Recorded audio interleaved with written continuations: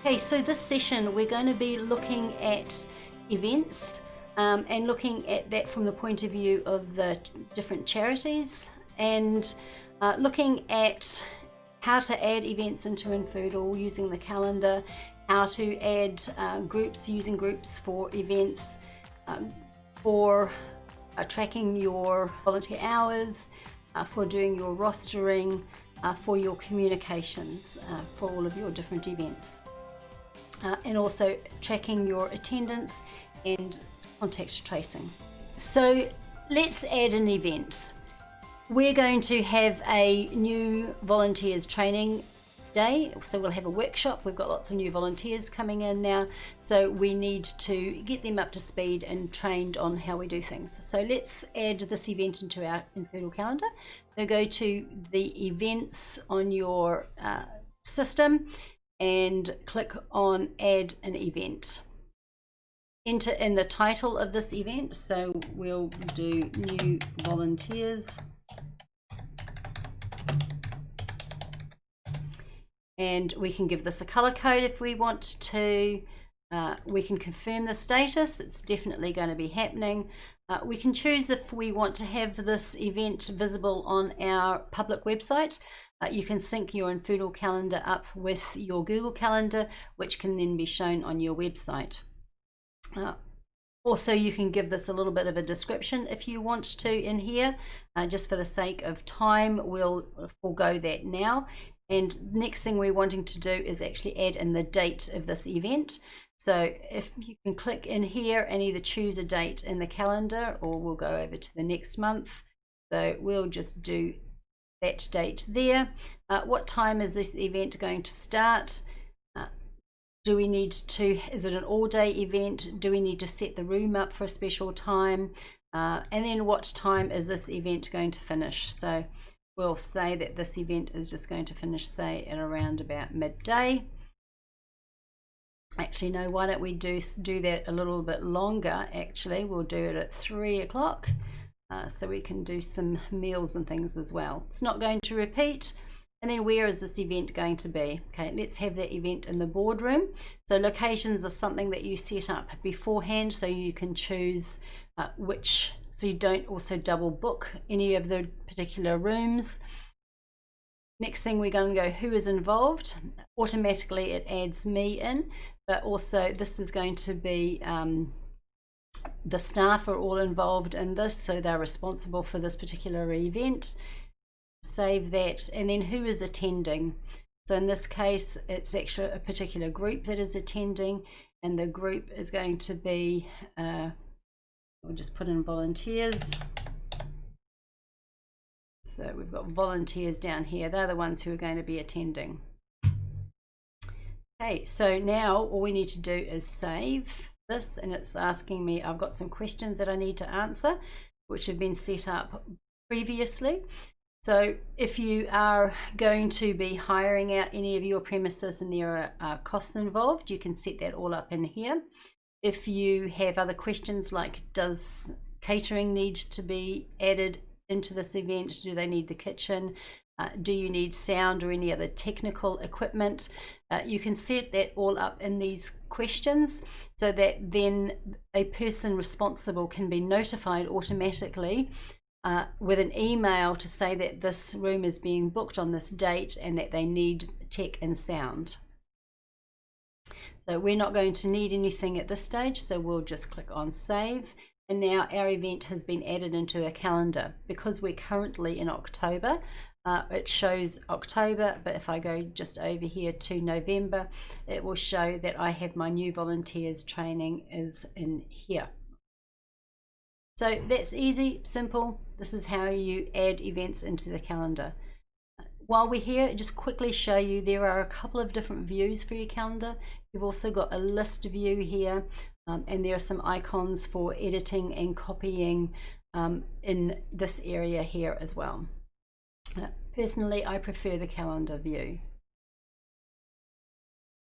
The other thing that we're going to do perhaps is going to add in a new group for our event, because any registrations that we have for the event, we're wanting to add them into the group. So let's do that over here. We're going to groups and we're going to add a group. So the group we're going to add is new volunteers.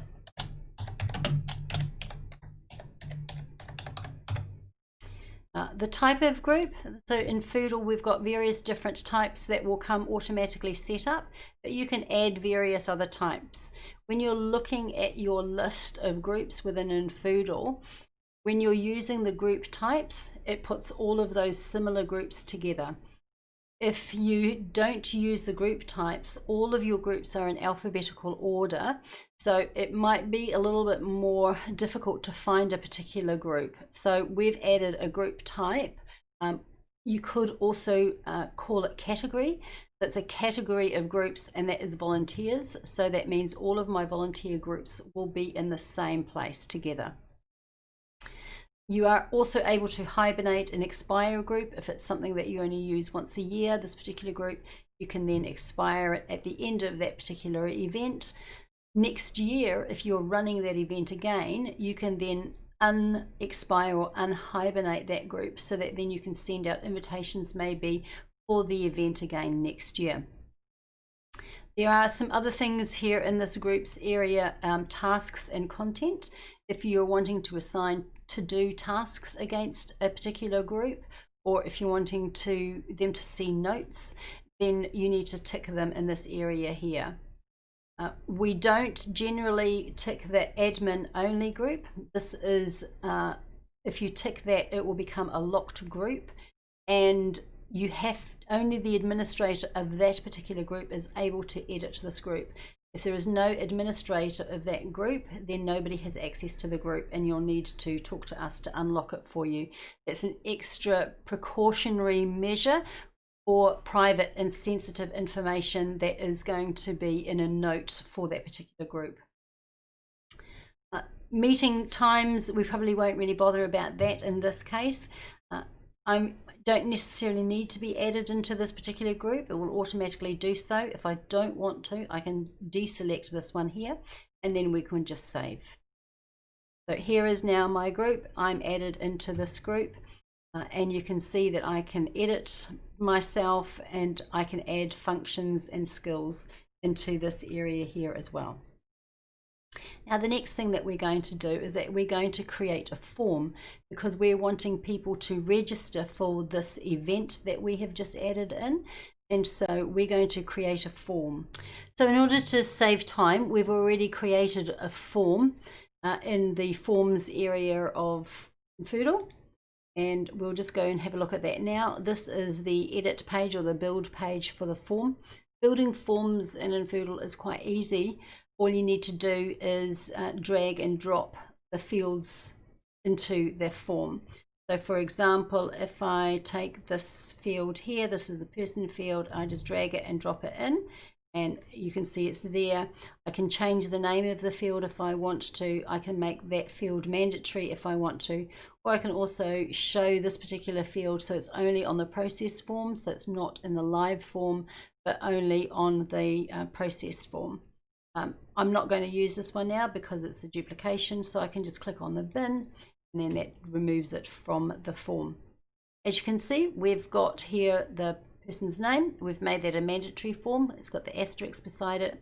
We've also got email and cell phone and address.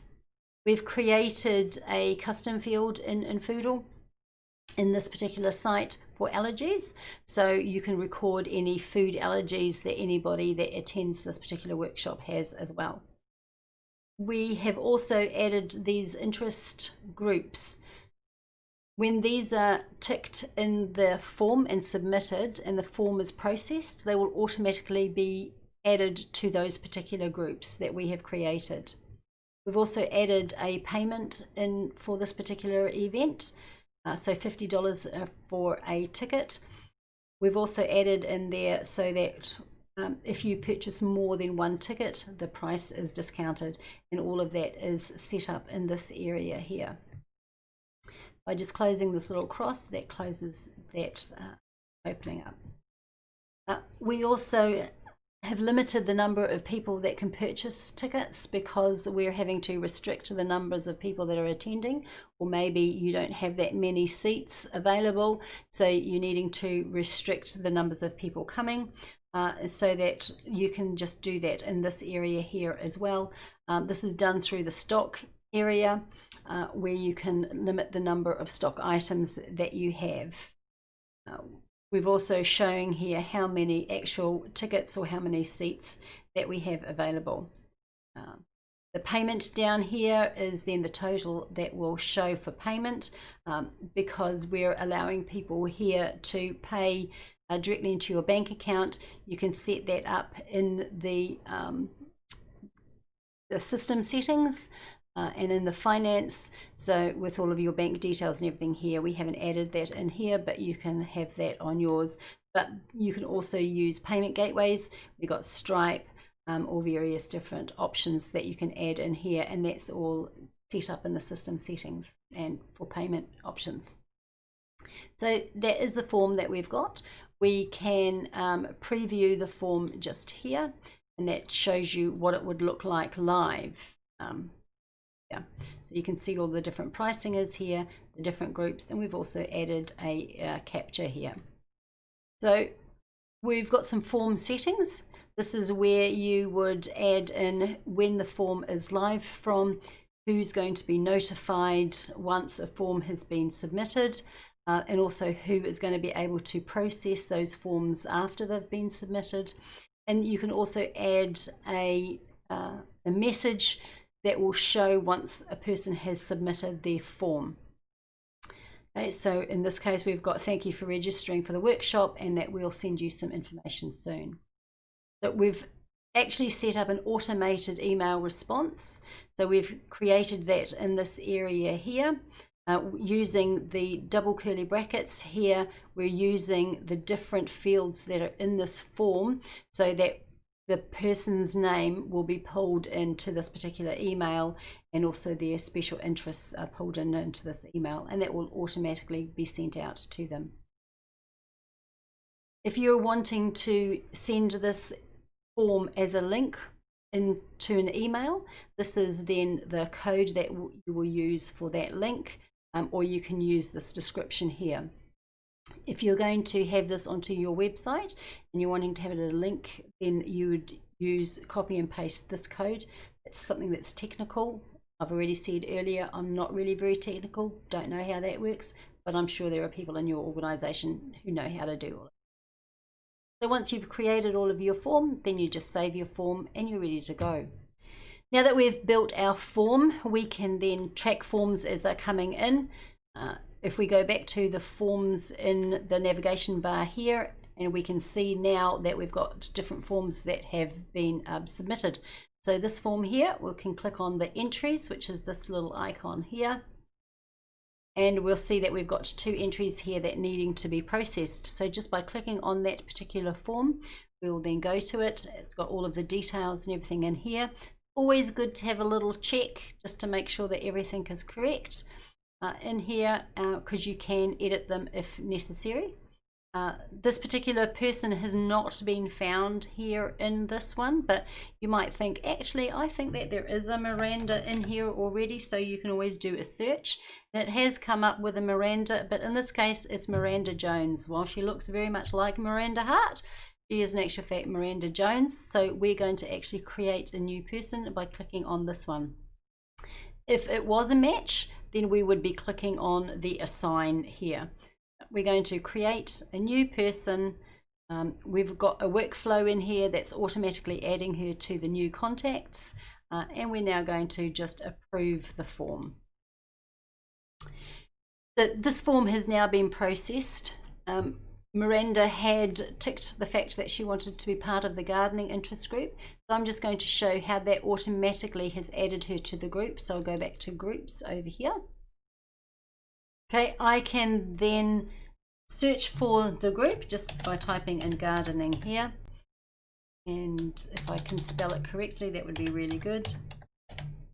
And I can see here my volunteers. This is a parent group, a subgroup of practical help, and another subgroup of gardening.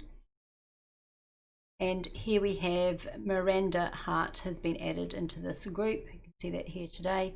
I can do some edits on here. If there's any other details that I want to add in her function or particular skills that she has, so they can be added in here as well. So she's also going to be doing some driving as well, and we'll save that. Okay, so we're now going to create a quick roster for this particular event. So just clicking on the add the roster. The date I think that we did was the 18th of November. It's also going to be finishing on the 18th of November, so we're not repeating this particular event, but you can do that here. And then which groups are we going to roster in? So we will do volunteers groups, because that's what maybe the volunteer coordinator group can do in there. We could also roster in the new volunteers. No, perhaps we'll do shop volunteers, and perhaps we'll do as well.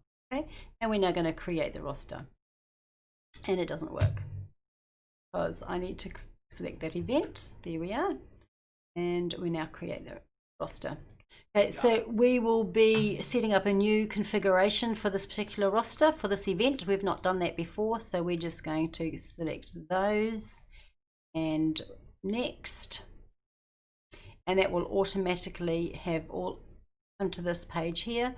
So this is where we would put in what the role or the position is going to be. So let's just say we've got a greeter coming in here. In this one here, we may have a server or whatever it is that you need to have, maybe cleanup. So this particular workshop, we then are going to add people in. We can also add further positions in here by just clicking on the plus. But when I click on this, we're in the volunteer coordinator, so it shows me who is in that group. And all I need to do is just click on this plus, and it adds that person into that position. I now go to the next, the shop volunteers. I've got a lot of people that I can select from here. And again, just clicking onto the plus, and that puts that person into that position. And again, down here. So if I'm wanting to add people who are not in a particular group here, I can use the global search and type that in there, and I can add other people into this roster as well. Also, I can then go into the event. I can copy this particular roster here. I can see all of the group and everybody who is in each group. It highlights people who are connected. I've got George Clooney here, obviously connected to Amal. So it highlights that somebody in his household has already been selected into this particular roster. So we're able to email this roster out to people.